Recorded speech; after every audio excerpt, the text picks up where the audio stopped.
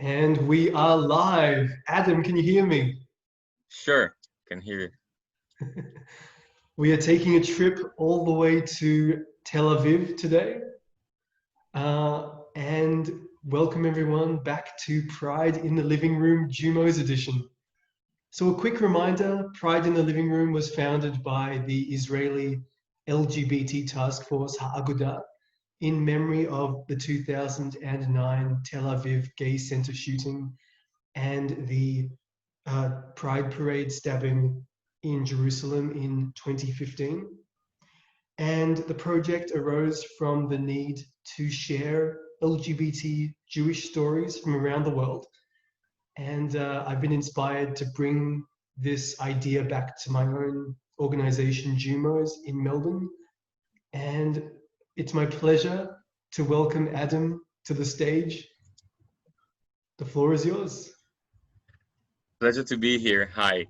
So I'll just start with I think a dry basic introduction of myself. My name is Adam Rayn. I was born in Israel, but my parents both did their aliyah when they were in the 20s, more or less.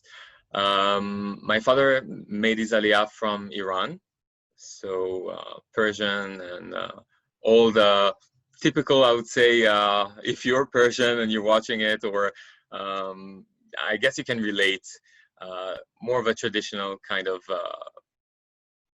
approach to life and very strict rules on what you should do in society and shouldn't. My mom is French, much more open-minded, I would say, compared to my father. So she did her aliyah from France.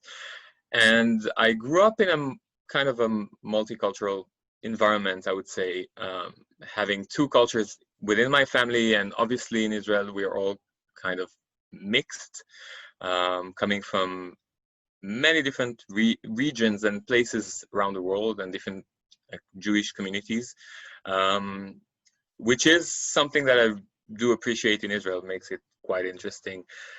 So I'm 35. I was born near Tel Aviv. I grew up most of my life, lived in a city just outside of Tel Aviv called Rishon LeZion. And yeah, growing up in the, I would say, late 80s, 90s, wasn't so easy as a future, let's say, gay man or a gay man that's not aware of his gayness, if I can put it this way. You know, I'm sure you can relate. Most of the, children, LGBT children, let's say, and then teenagers mainly feel this way. Even today, they feel a little bit outside of the normal society in a way. Nowadays, it's, I guess, much easier, but I can only speak from my experience.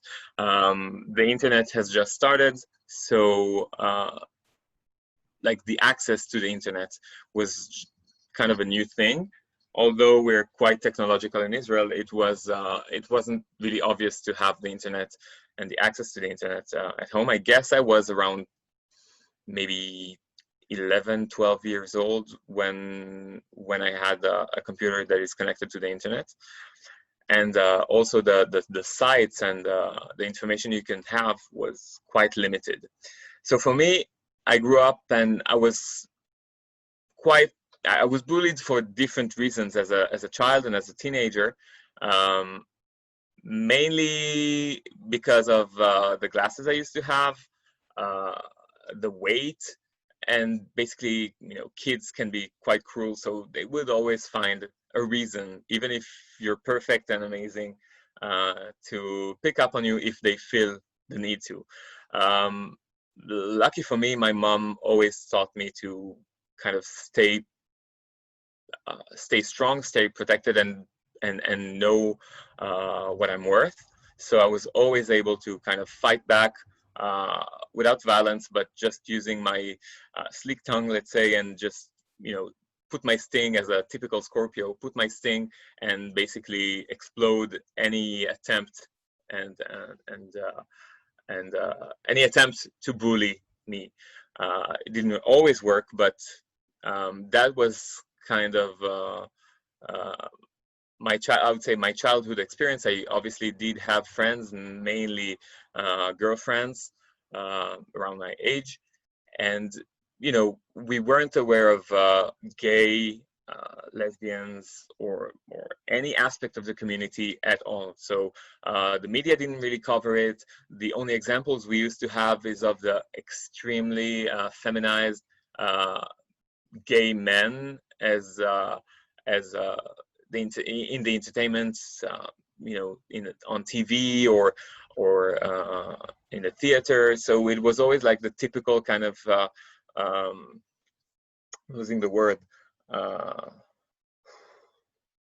do you call it? Caricature kind of aspect of the gay, what it is to be gay. And then Dana International came up. So what I had in mind when I just started, thinking around the age of 13, 14, 15, starting to think about it and starting to discover my sexuality in a way. I'm a late bloomer, so I didn't really focus on that too much, but as thoughts coming and crossing my mind, I had the example of Dana International. Mainly that was the main kind of okay example, but in my mind I remember it as, okay, I'm gay, so I'm gay, and then I have to become a woman, because that was something that I associated in my mind. So basically, in her interviews, Dana International always used to say that she first came out as gay, and then discovered that it was not what she really was, and she was actually a woman, and a trans woman. So every time I heard her speaking or thought of her example, I got quite scared, because I didn't feel that I would have to, like, I would go through the same path, or that it's for me. But I did feel related in a way to her story, but it was still just a thought. I always remember my mom is quite liberal, so and although she's liberal, she would always say, I can accept anything, do whatever you want, keep your values, of course, but do whatever you want. I would accept everything easily. The only thing that it would be difficult for me is if you would come out as gay. Side note, my mom is a psychic, so I guess in her subconscious, she kind of knew. Although if you ask her nowadays, she would say no. It was just, it came out of the blue for me. So yeah, so and having that in my mind, and having the example of Dana International, knowing that, if you're gay, then you would have to go and become a woman eventually. That was in my mind, and although it sounds funny nowadays, that's what I knew. And these are all the examples I had as a teenager and as a child. So I grew up. The ugly duckling became, let's say, normal physically. So I worked on many of my issues and started feeling more accepted in a way in the society. And obviously, the internet also developed, and chat rooms were available. So I started, joining different chat rooms, MIRC, very old, ICQ, all that, and started to create myself some sort of a community and forums and things like that to have to feel more accepted in. So that was, let's say, a turning point, and kind of a twist where I started feeling, okay, I'm not the only one. It doesn't mean that, okay, if I'm gay or bi or whatever, it doesn't mean that there's only this way or this story. People are different. I started meeting people mainly virtually, and later on at around 16, it became like, meetings, group meetings outside in a mall or in, different places, to get to know the people behind the computer. So that was kind of that was the way in which I discovered more about what it is to be LGBT in Israel and in general, because I didn't have a lot of information. Obviously, as time passed, the media as well started showing, and the entertainment industry started showing other examples that are not making fun of the gay, but more of a wider range of people. So you would see lesbians as well, you would see trans, you would see a representation of many other community members.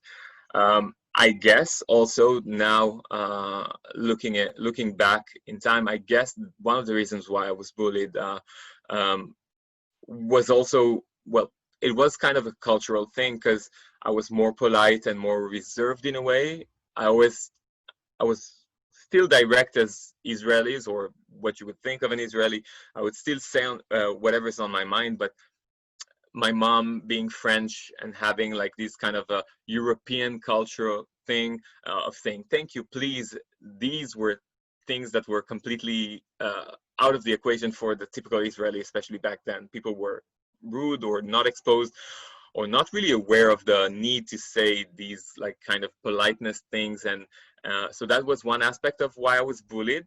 And the second one, now I can say for sure, is the fact that I was a little bit more feminine, or kind of like showing some early signs of being gay, which is a thing that I was not really conscious about, but yeah.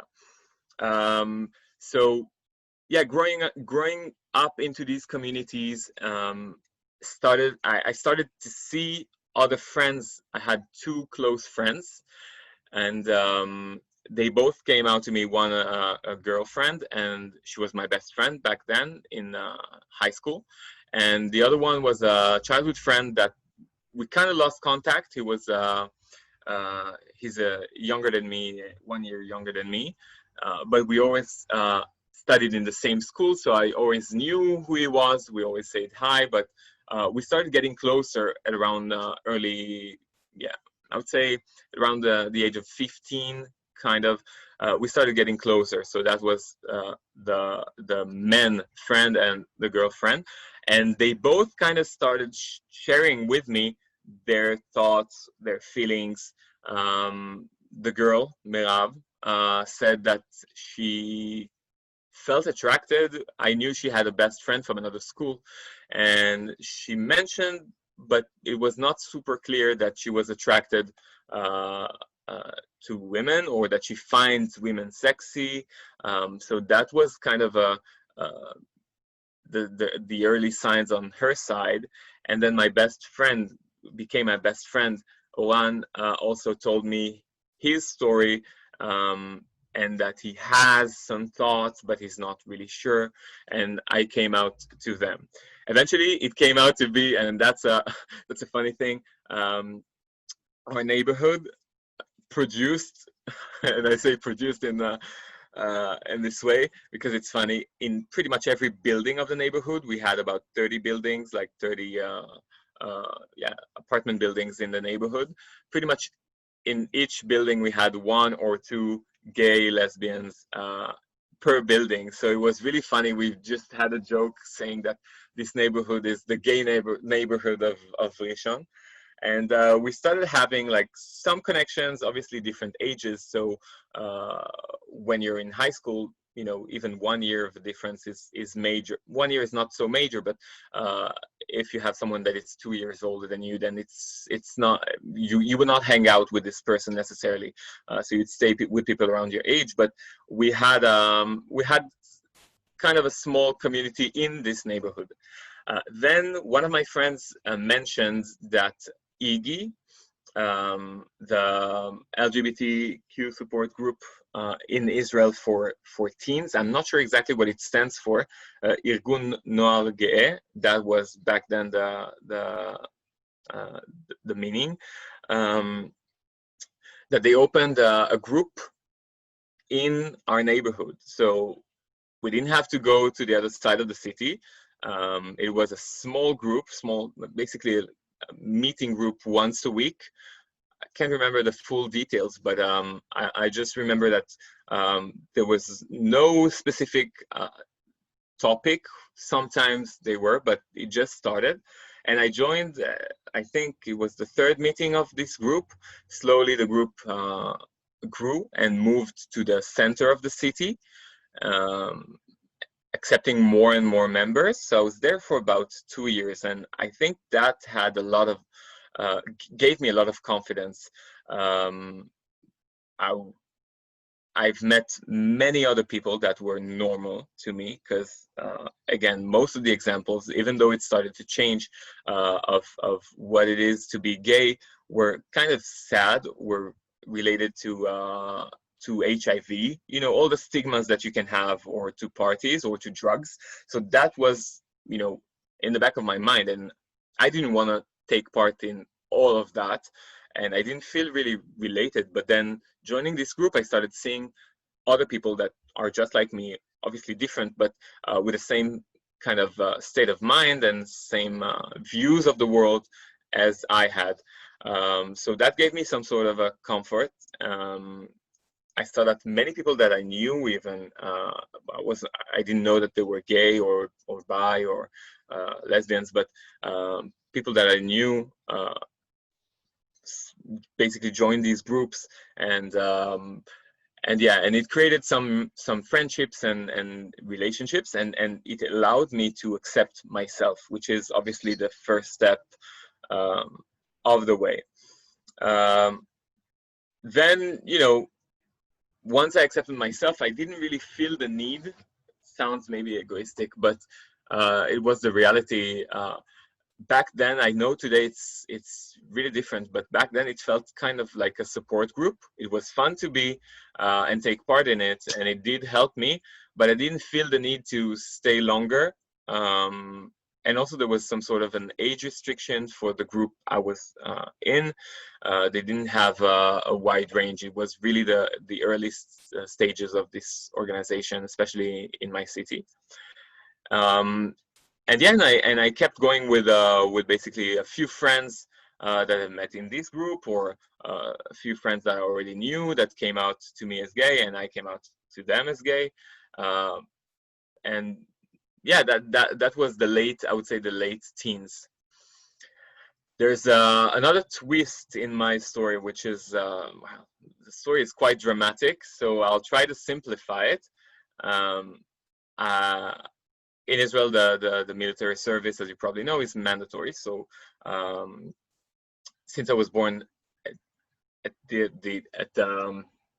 how to say, since I was born in November, so basically it meant that for the, I forgot the word, להתגייס.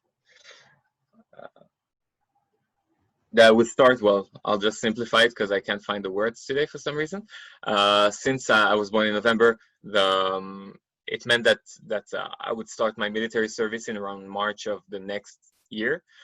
So I finished high school, and I had about 8 months, something like that, to join the military. Started my service, worked in an office just outside of Rishon LeZion, so it was quite close to my home. And I would go to the military base every morning and come back every evening. So it was like kind of a day job, but paid really poorly, or not paid at all, obviously. And after a year and a half, obviously during the same time, the internet grew even more, and more groups were created, and more chat rooms were created, and I kept being in these groups, and in these chat rooms and in these online communities. And then I joined one group. No, it was a chat room, I think, and I started meeting other people from my city. There was this guy I was dating at the time. I was about 8 months in my military service. I think it was in my 8 months, and it was the Tishrei holidays. So Rosh Hashanah, Kippur, all of that. We had plenty of days off, and I wanted to, make some plans and maybe meet friends, go to the movies. And I was in this chat group, met two people from my city. With one of them, I didn't really feel the need to meet and take it outside of the virtual world, but the other person was got me intrigued. So uh, and that relates to my coming out, which was quite dramatic. Never really told the story so far, so it's I mean only to my family and two of my friends. Um, and so let's say the first person that stayed virtual, we'll call the person A, because I can't remember the names, and the second one B. So we kind of went into dating with this B guy, and he told me that he had a boyfriend, that they just broke up, that he wants to get to know me. We lived quite close to each other, and we went on a date. Now, the date went in a certain way, obviously, not going to get into the details. And the next day, I was kind of broken. I didn't really feel well emotionally. I wasn't really feeling well. And I spoke to that about this situation to this other guy, A. Not mentioning names or anything, just sharing my experience, because we were kind of like close virtual friends. So he would share his life with me and I would share mine. And apparently they both knew each other. And this B guy had a boyfriend and he cheated on his boyfriend with me. And the A guy was the best friend of the boyfriend. So basically he just informed this like mini drama kind of going on, and he told me, what, you mean B? And honestly, I can't remember all of the names, so that's why I'm sticking to A and B. And he didn't believe me. He told me, okay, well, did you do this and that? And where does he live? And I gave him some descriptions so he would believe me, but it wasn't enough for him. And so he asked me if we protected ourselves.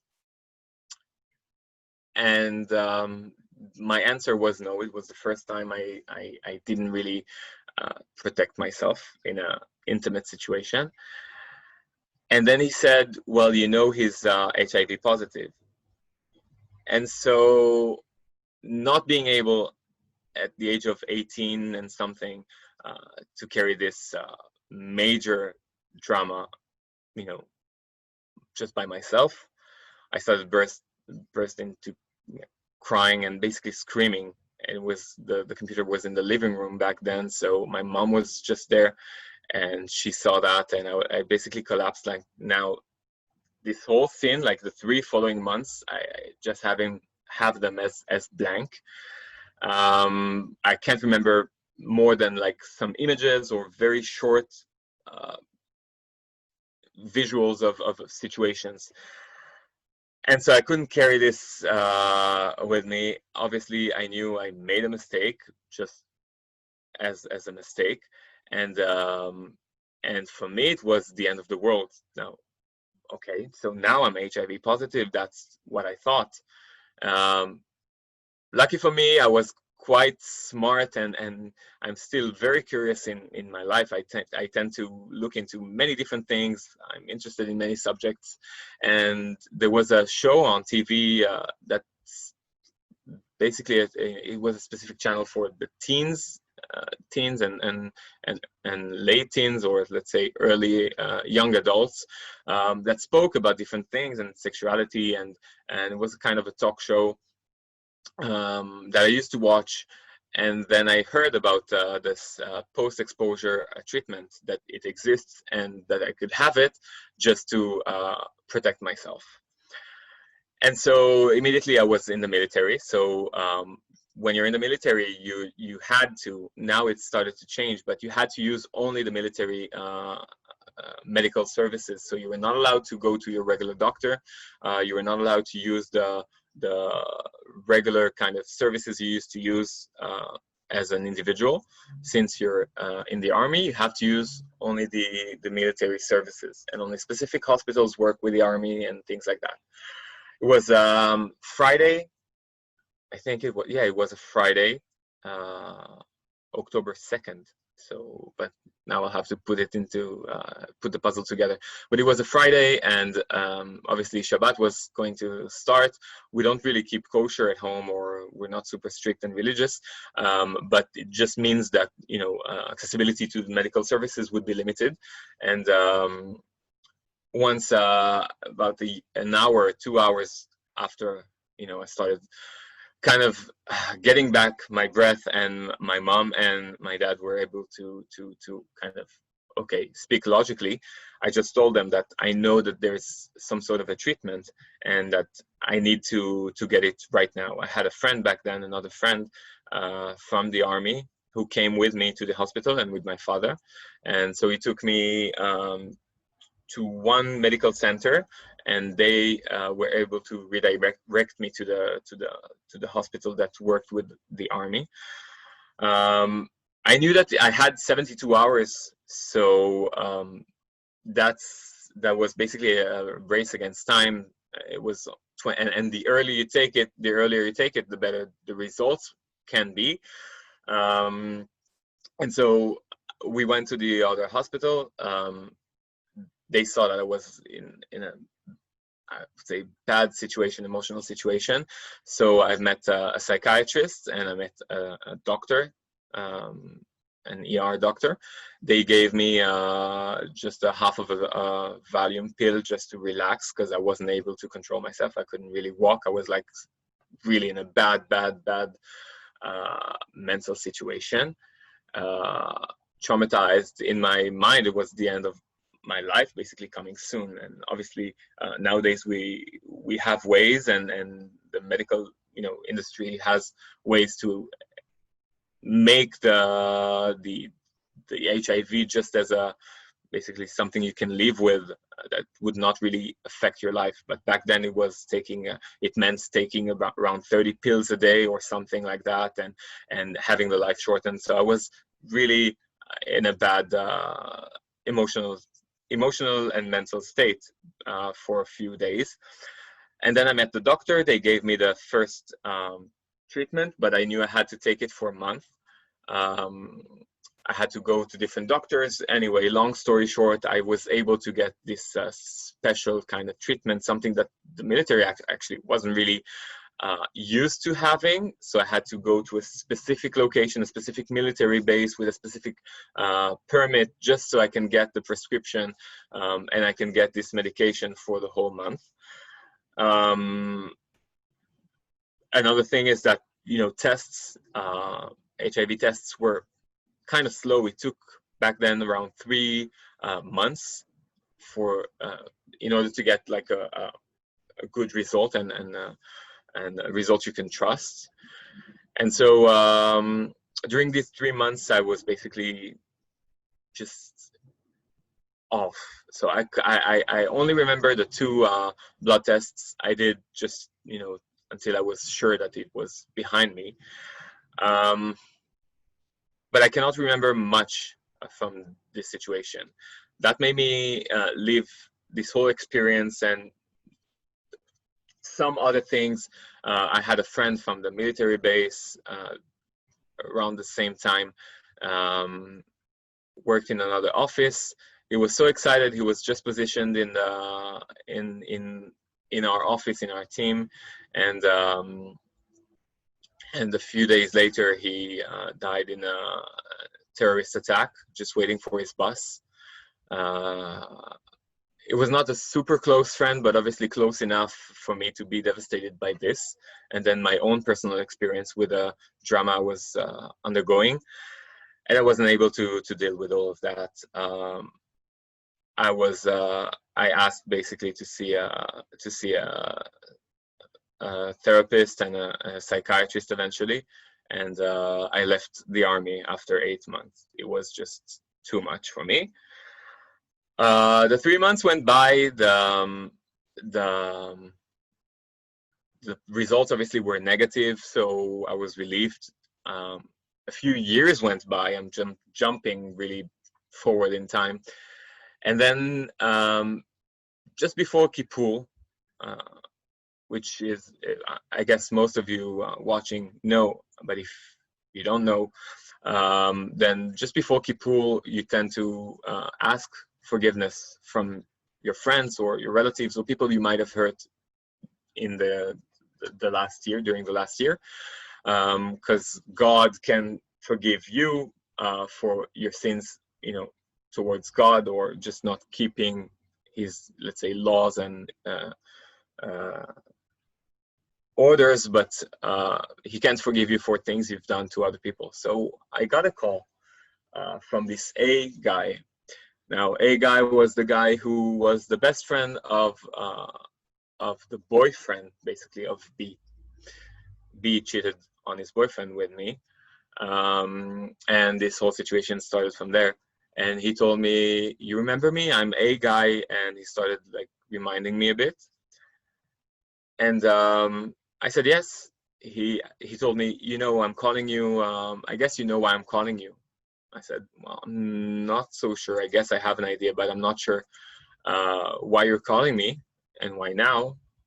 A lot of time has passed, so he says, "Well, you know, Kippur is coming, and I wanted to ask you to forgive me for what I did."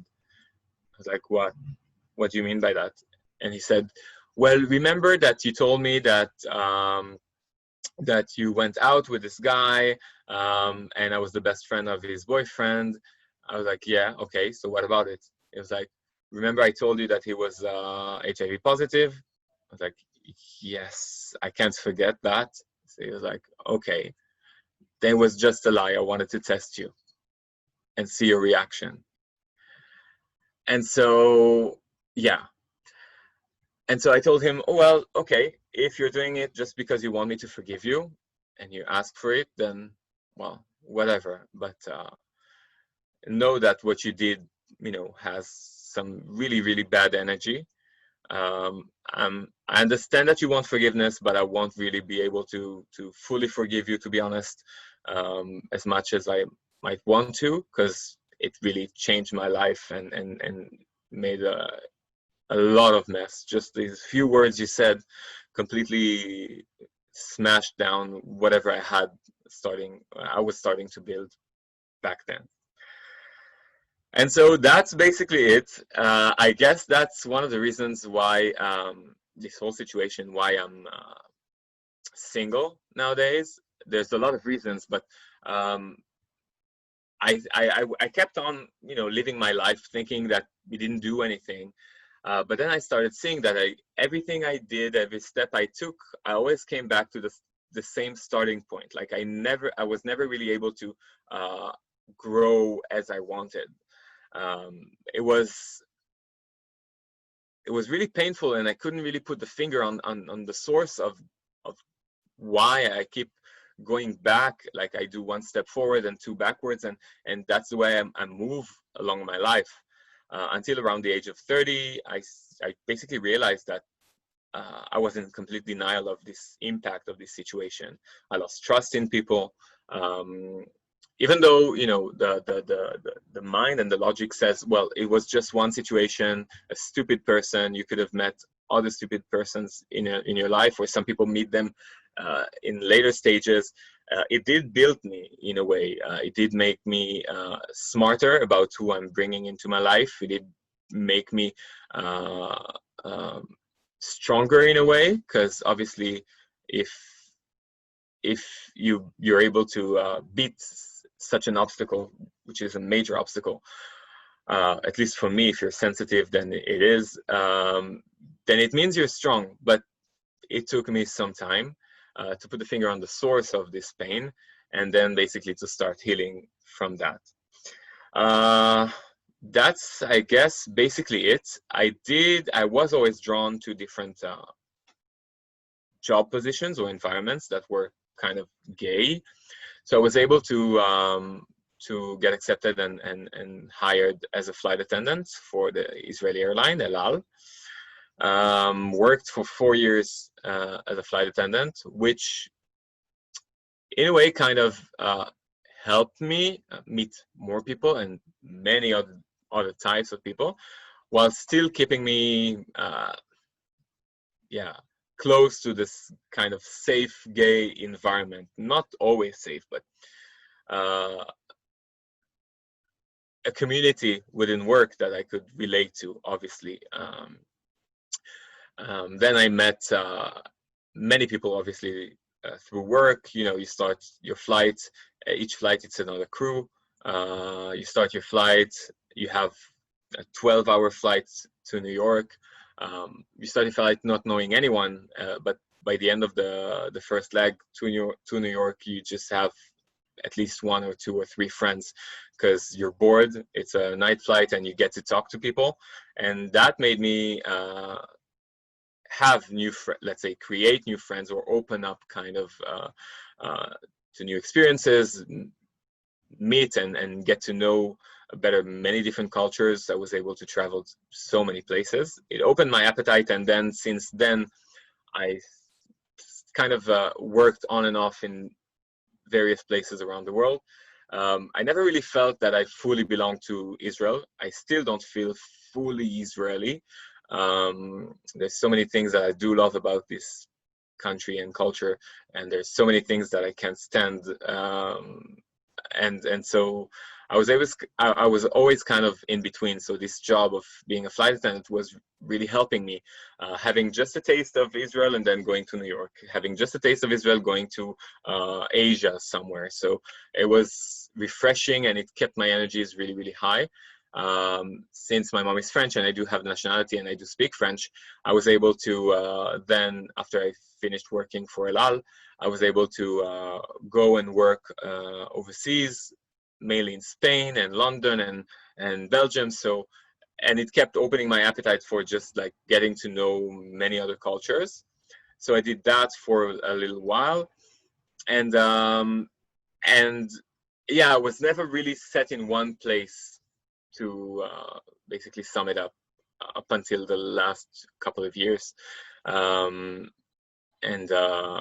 yeah, so during this time of getting to know new cultures and getting to know myself better and connecting to myself better, because I already knew that some things, like this whole experience of the A guy, B guy situation has really scarred me. I had to heal from that. So I was looking for distractions and for, you know, different experiences to basically strengthen up. And yeah, I was able to also figure out what I want to do in life. So I do have a specific goal. For now, I'm, you know, kind of doing it on a side. But yeah, that's basically it. So still single, not really, didn't really have the time to concentrate or focus on that, mainly due to the travel, like frequent traveling and working in different places and not staying stable in one specific position. In terms of the future, I guess, I do see myself, which is also something that took me some time. I do see myself as a father, creating a family. I don't know under which form or how it will happen, but for years I had some issues, even after, you know, admitting to myself that I was gay. I had some issues accepting the fact that you could have a gay family, or you know, that there are a lot of different types of families and they're all okay. But now, yeah, that's basically the goal, is to fulfill a big dream, a career goal, which is a dream for now for me, working on that, and creating a family, and yeah, basically settling down. So that's, I guess, what, 40 minutes about myself ish.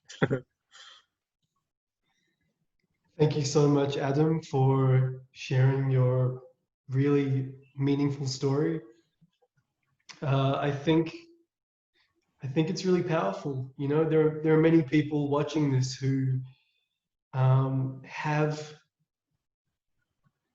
had that panic of worrying if they have an STI.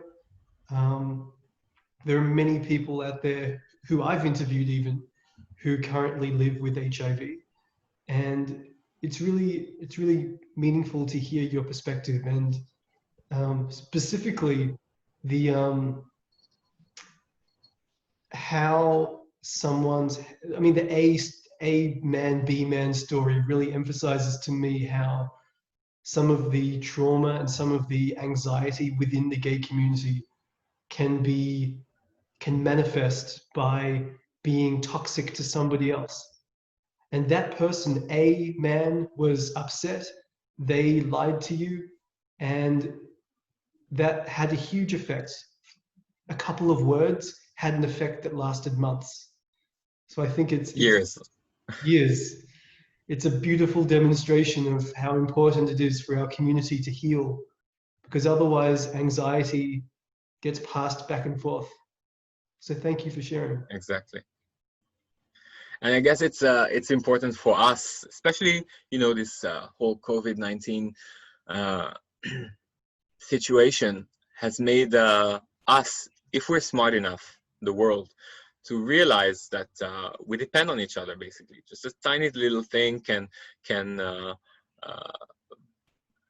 block us, stop our lives, put everything on hold, and that we depend on each other. So you cannot live with people who used to be transparent are now in the front, like different jobs, different positions.